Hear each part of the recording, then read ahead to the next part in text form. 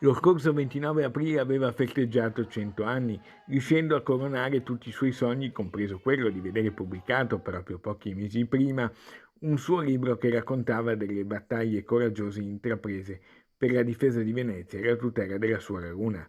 Yvonne Girardello, prima ospite d'Italia a volare nell'aviazione civile, si è spenta ieri serenamente nella sua casa in via Paolo Riniera, a Lido di Venezia. È stata lei la prima donna a rompere il tetto di cristallo nell'aviazione civile in un mondo prettamente maschile. Così aveva raccontato ai suoi nipoti nel giorno del centenario. Sono contentissima, a me basta, perché ho visto di tutto, ho girato il mondo, ho fatto quello che pensavo ed è mia scelta sempre.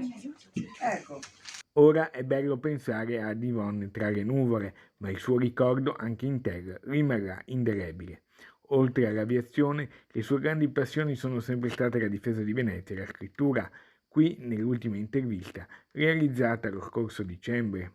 I veneziani abbiano la coscienza civica di salvare la propria città, perché a Venezia fra 50 anni, anche adesso, fra 50 anni Venezia verrebbe sommersa dalla laguna. Ma adesso cosa devono fare i veneziani? Adesso dovrebbero continuare la battaglia per Venezia e la salvaguardia della laguna.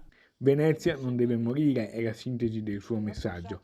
I funerali di Yvonne Girardello verranno celebrati mercoledì prossimo 26 luglio nella chiesa di Sant'Antonio al Lido di Venezia.